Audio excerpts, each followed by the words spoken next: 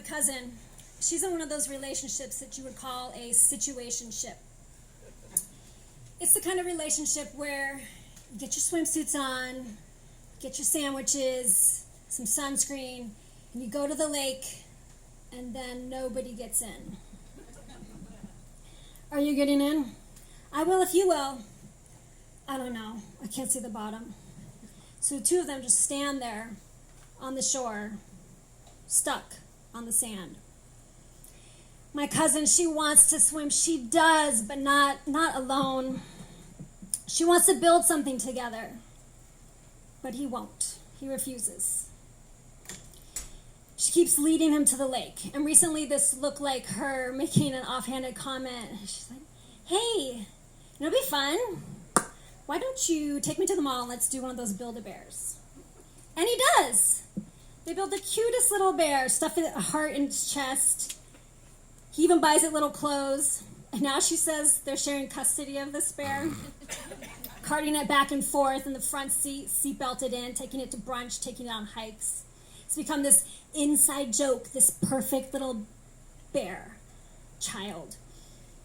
I tell her, you guys have the perfect kind of kid. It isn't going to get car sick. It isn't going to throw up. It doesn't need a diaper genie. It doesn't talk back. You can leave it in a hot car. It's genius. It's every girl's dream. You wanted to build something together, and you did. The perfect little bear. But he isn't ready for the lake. He doesn't want to grow up. Not everyone has the choice between getting in the lake of adulthood or not. Some people get pushed, sink or swim, ready or not. I was an art teacher. If only teaching were as easy as building a bear at the mall. Teaching is like somebody hands you a carload of bears. You got to stuff them all by yourself, make them a raft out of popsicle sticks, make them some life jackets, some sandwiches, and then you take them all to the lake, and while you're busy spreading out the sandwiches, and you got an oar under one arm, your little precious bears jump in the lake behind you. Oh no, they're not ready! They are not ready. And what do? You stand there on the dock, and do you decide which one to save first, or do you just eat your sandwich and watch the spectacle? I taught at a high school that was full of early lake jumpers, kids who were pushed and kids who jumped in too soon. When I started teaching in the high school, I had no idea how to connect with these kids. These kids had such big problems. I tried so hard to make sure they were ready. Every so often, I run into a former student out and about. My daughter, who's 15, we're at the store, and I pointed out a former student who was my student when she was my daughter's age. And my daughter said, well, why didn't you go up and talk to her? I said, I can tell. You can tell what? I can tell it's an ending to a story I wouldn't like. The girl was a student who got in over her head. Life was too deep, and she didn't have a life jacket. Avoiding former students in the wild is not my norm, but it's tough to watch someone treading water and dragging every raft down with them. There was a boy at this high school. He was a former football star, 19, and still not graduated. His name was not Derek, but we're going to call him that. First thing in the morning, I always found him sleeping at his desk, and he would wake up when they handed out breakfast. One morning in November, I pulled him aside. I'm like, Derek, this is art. It could be your easiest class if you were awake.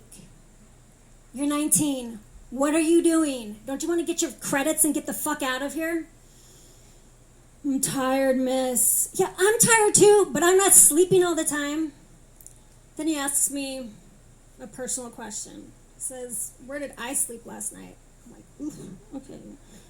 But I'm also thinking that I've just left my husband of 17 years that week. And so I was sleeping on the floor because I didn't have a bed yet. He's 19. What could his problem possibly be? So I say, on the floor, thinking that he's going to be shocked. He wasn't. Miss, I slept outside under an overpass. It was too cold and I couldn't sleep at all. Oof. After that morning, I always let him sleep in class. I made sure he was brought breakfast, even if he slept through it. After a few months, Derek dropped out, and I was drowning in a tumultuous divorce. I was still teaching, but I was also driving for Uber to stay afloat. One afternoon, in between my rides, I pulled up to a Circle K for the restroom and a drink. And there, behind the counter, was Derek as a cashier. And he remembered me, and he asked me what I was doing in this part of town, and I said I was driving for Uber to do what I needed to take care of my kids. He said he had a second job too. He was working for a catering company, and he said he was happy and that he wasn't sleeping outside anymore. And it made me smile to know that he was all right, and he had found a way to stay afloat in the lake. I kept the receipt from that day. I still have it. Few teachers ever have a record in their hands of the work that they have done.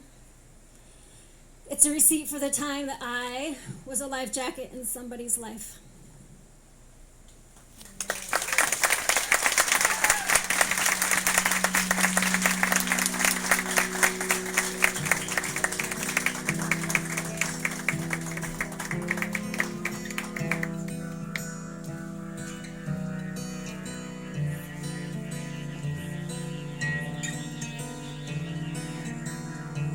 Smile and wave, how's the weather?